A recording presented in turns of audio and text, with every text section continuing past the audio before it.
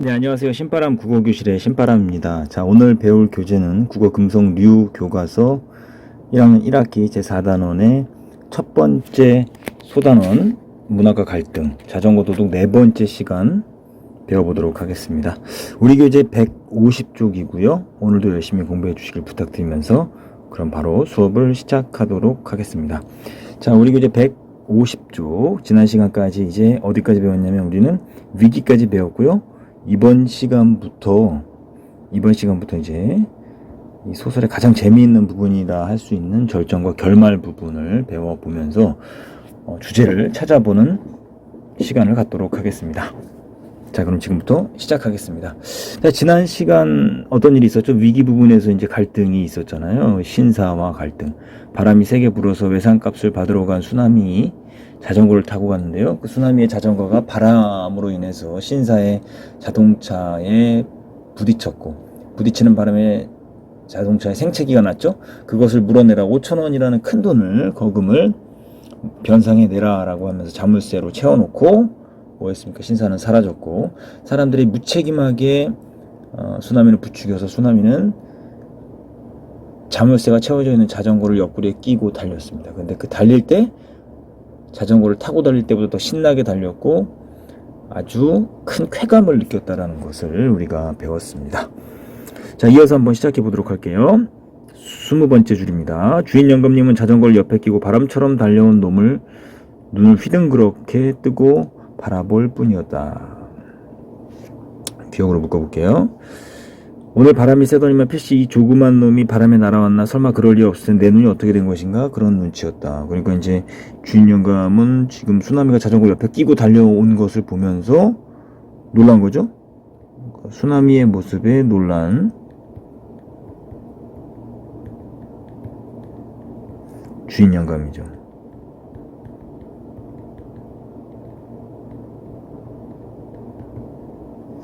수나미는 너무 숨이 차서 주인 영감님의 궁금증을 시원하게 풀어주지 못하고 한동안 헉헉대기만 한다. 임마 말을 해. 무슨 일이야? 내 놈꼴이 꼭 영락 없이 도둑놈 꼴이다 임마. 사실은 도둑질한 거죠. 그러니까 이 말이 수나미에게 죄책감을 불러일으키는 말입니다. 죄책감을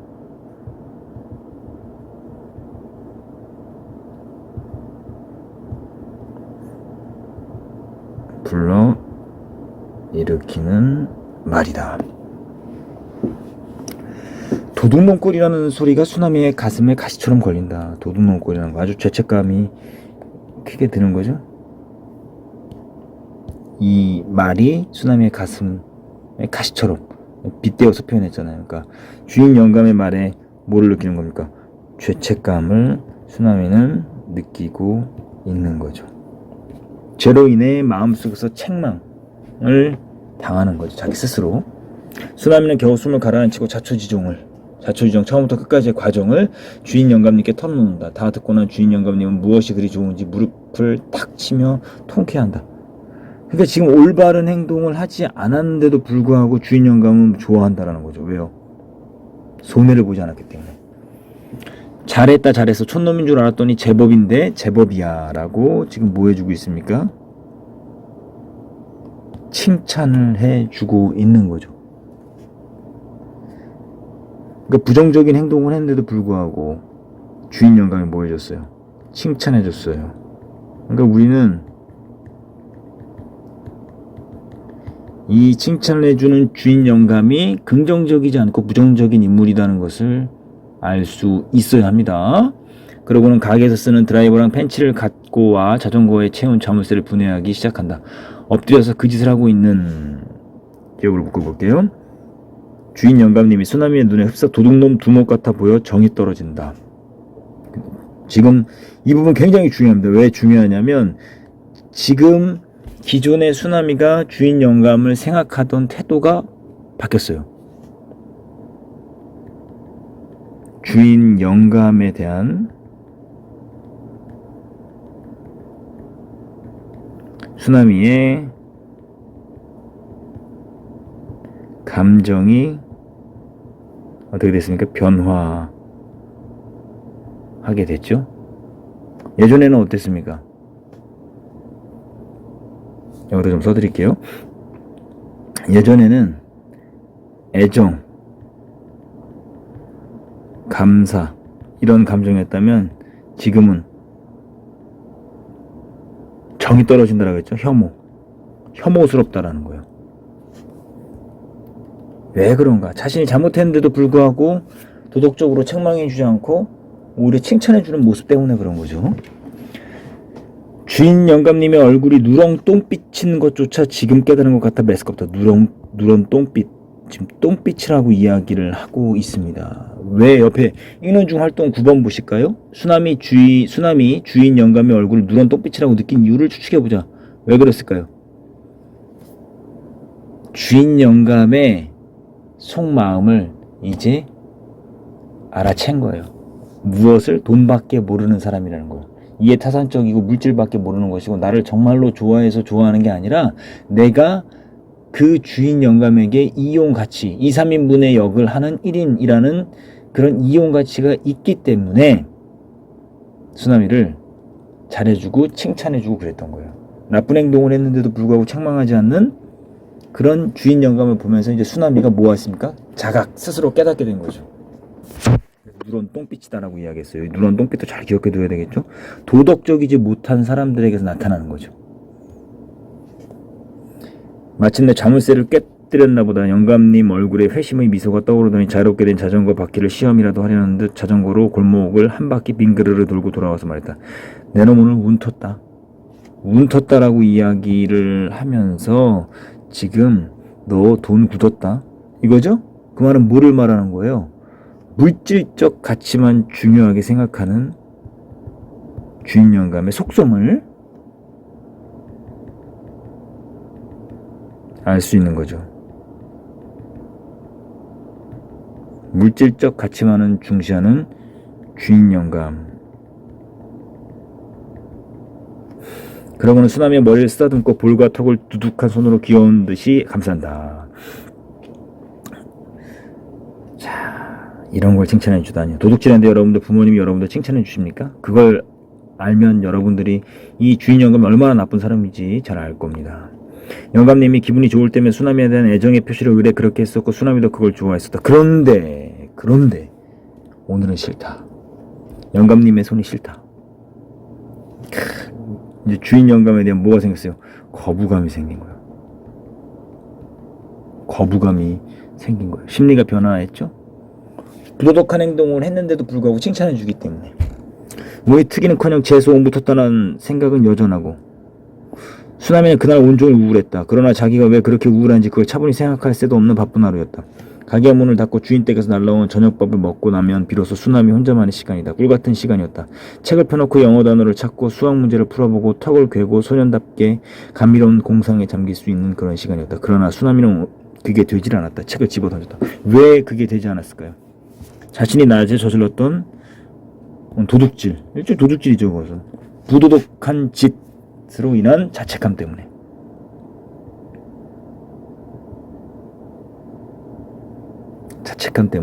지금 이렇죠. 자책감 때문에 책을 집어던졌다. 낮에 내가 한 일은 옳은 짓이었을까? 이게 뭡니까? 지금 이제 갈등의 양상. 이 소설에서 갈등의 양상은 첫 번째는 뭐였습니까?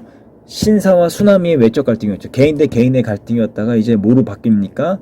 수나미의 내적 갈등으로 바뀌는 거예요. 내적 갈등. 옳을 것도 없지만 나쁠 것은 또 뭔가. 자가용까지 있는 처지에 기억으로 묶어보도록 하겠습니다. 나 같은 어린아이에게 5,000원을 우려내려고 그렇게 심하게 굴던 신사를 그 정도 골려주는 것이 무엇 나쁜가. 이 부분, 이게 이제 수나미의 심리죠. 야, 뭐 잘못된 거 없잖아. 잘못된 거 없다라고 지금 뭐하고 있어? 변호하고 있는 거죠. 그런데도 왜 무섭고 떨렸던가? 그때의 내 꼴이 어땠으면 주인 영감님까지 내 놈 꼴이 꼭 도둑놈 꼴이다라고 하였을까? 그럼 내가 한 짓은 도둑질이었단 말인가? 결국은 뭡니까? 양심의 소리가 또 나오는 거죠. 수남의 심리 2번. 첫 번째는 변호하는 거죠. 잘못된 게 아니야. 그렇게 어려운 나같이 어린애한테 5,000원씩이나 우려먹 그런 큰 돈을 우려먹으려고 했던 나쁜 신사를 굴려준 건 잘한 거야. 하지만 두 번째 뭐야? 부도덕한 행동을 하면서 쾌감까지 느꼈던 자기 자신을 뭐하고 있어? 자책하는 거죠. 1번은 변호했다면 자기 자신의 행동에 대해서 합리화, 변호를 했다면 심리 2번에서는 뭐하고 있어요? 아니야, 그건 잘못된 거야 라고 스스로를 책망하고 있죠. 자책하고 있는 거죠. 그게 내적 갈등이에요. 이런 심리와 이런 심리가 뭐하고 있어요? 서로 갈등을 겪고 있는 거죠. 그리고 나는 도둑질하면서 왜 그렇게 기쁨을 느꼈더란 말인가. 수나미는 몸을 부르르 떨면서 낮에 자전거를 갖고 달리면서 맛본 공포와 함께 그 까닭 모를 쾌감을 회상한다가 이거죠.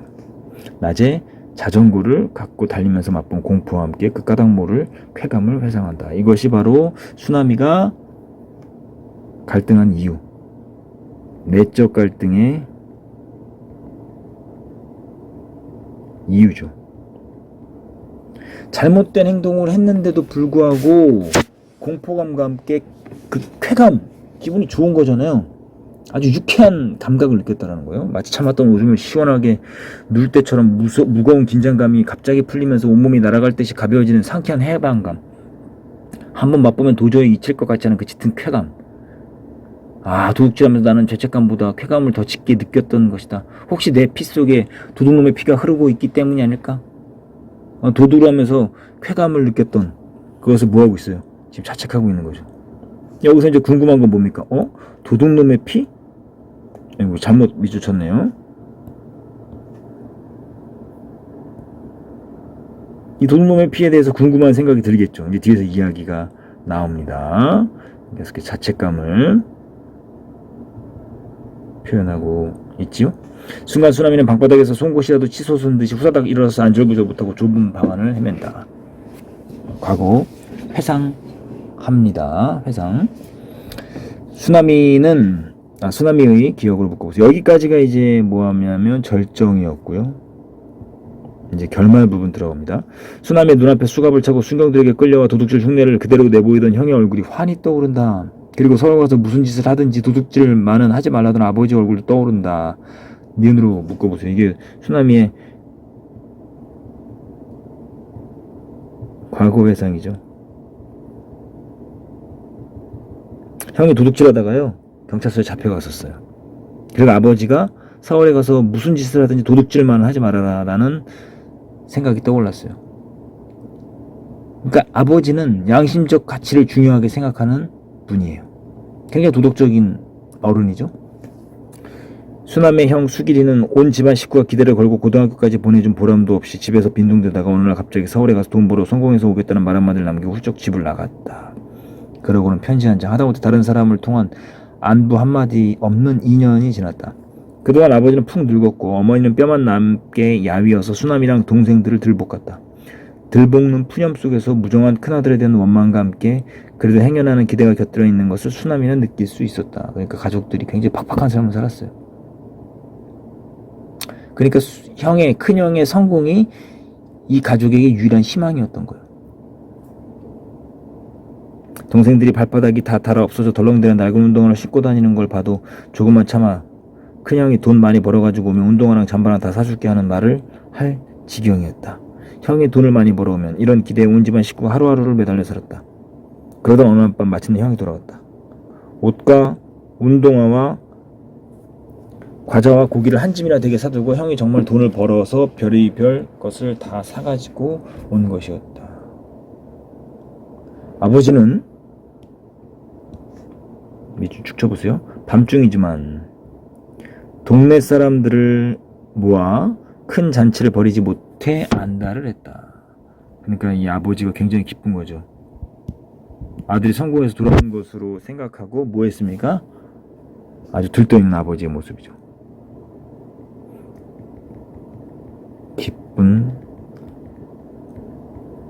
아버지의 모습. 그토록 기다리던 아들이 드디어 성공해서 돌아왔어요. 그러나 형은 험악한 얼굴을 하고 잔치는커녕 동생들이 좋아서 떠드는 것도 하지 못하도록 빡질렀다. 왜요? 떳떳하게 벌어서 산 돈이 아니었기 때문에, 도둑질한 돈이었기 때문에 초조해하는 거죠. 수나미는 지금도 그날 밤 일을 생생히 기억한다. 그날 밤 형의 누런 똥빛 얼굴은 정말로 못 잊겠다. 그러니까 이 누런 똥빛 얼굴은 뭘 상징하는 겁니까? 이게 굉장히 중요한 거예요. 이 누런 똥빛. 아까 영감님에게서도 나왔었죠? 이건 뭡니까? 부도덕한 일을 저지른 탐욕을 상징합니다. 부도덕한, 도덕적이지 못한 일을 저지른 사람들의, 도덕적이지 못한 사람들의 탐욕이에요. 탐욕. 아주 큰 욕심이죠. 정말로 못 잊겠다. 꼭 악몽 같다. 다음날 형은 읍내에서 온 순경한테 수갑이 채워져 잡혀갔다. 형은 악을 쓰면서 변명했다. 2년 만에 빈손으로 집에 들어갈 수는 없었단 말이야. 도저히 그럴 수는 없었단 말이야. 라고 말하면서 잡혀갔다는 거죠. 그리고 그건 뭘 의미하는 거예요? 가족들을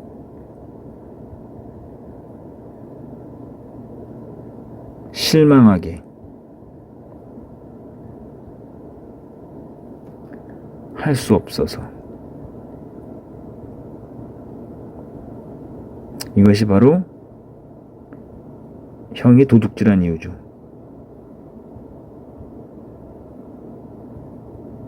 가족들을 실망시키지 않게 하기 위해서다라는 것을 우리가 알 수가 있습니다. 그래서 읍내 가게를 털어 돈과 물건을 훔친 것이다. 다음에 수나미가 큰형을 본 것은 읍내에서 현장 검증인가를 나왔을 때다. 도둑질한 것을 다시 한번 되풀이해서 보여주는 것인데 딴 구경꾼들 틈에 섞여 수나미는 덜덜 떨면서 그 장면을 지켜봤다. 그 도둑놈과 형제의 간이라는 게 두고두고 생각해도 몸소리가 쳐졌다. 아버지는 화병으로 몸조듣고 집안 형편은 말이 아니었다. 이번에는 수나미가 지난날 형이 그랬던 것처럼 서울 가서 돈을 벌어오겠다며 집을 나섰다. 아버지는 말리지 않았다. 문지방을 짚고 일어나 앉아서 띄엄띄엄 수나미를 타일렀다. 무슨 짓을 하든지 그저 도둑질만은 하지 마라. 알았냐? 아버지. 아버지는 뭡니까?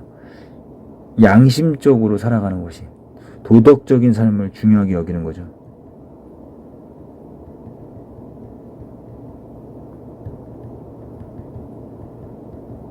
중시하는 아버지. 그런데 오늘 수나미는 도둑질을 하고 만 것이다. 하지만 수나미는 스스로 그것은 결코 도둑질이 아니었다고 변명한다. 자, 보세요. 근데 지금 여기 나오는 등장인물들은 다 어때요? 누런 똥빛인가 아닌가 생각해보세요. 첫 번째 주인 영감.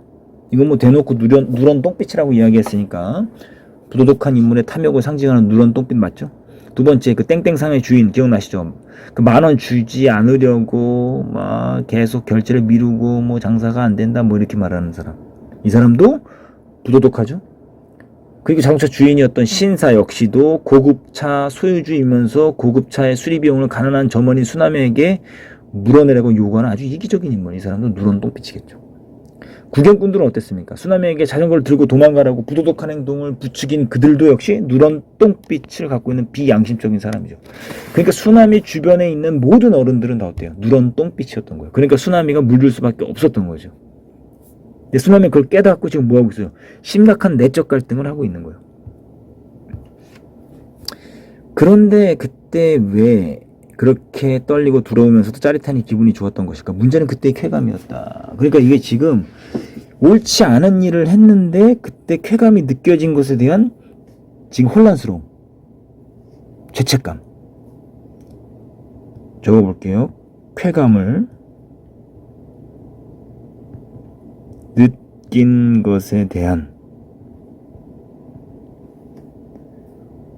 혼란스러움.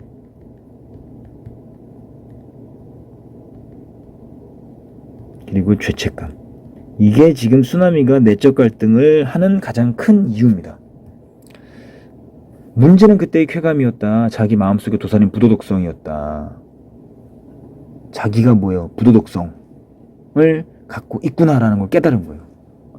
여러분들 개선을 위해서는요, 더 나아지는 걸, 발전을 위해서, 더 나아지기 위해서는 맨 처음 해야 되는 게 뭡니까?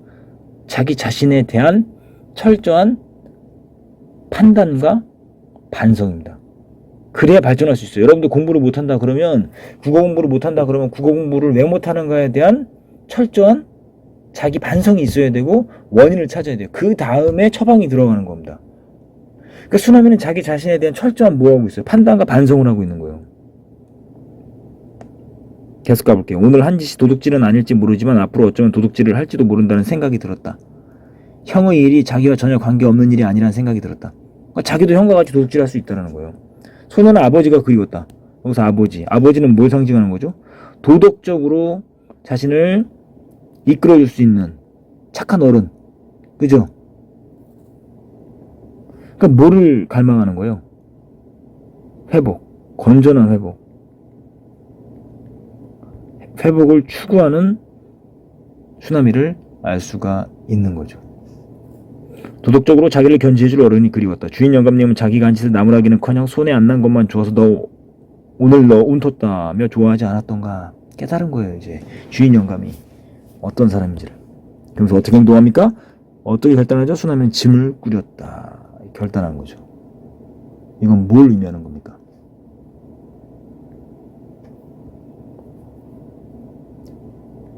도덕적으로 살아가기 위한 다짐을 하고 그 삶을 추구하는 거죠. 도덕적인 삶을 추구한다라는 거죠. 아, 내일도 바람이 불었으면, 바람이 물결 치는 보리밭을 보았으면. 지금 이 보리밭은 어디서 볼 수 있는 거예요? 고향, 귀향을 한다는 거죠.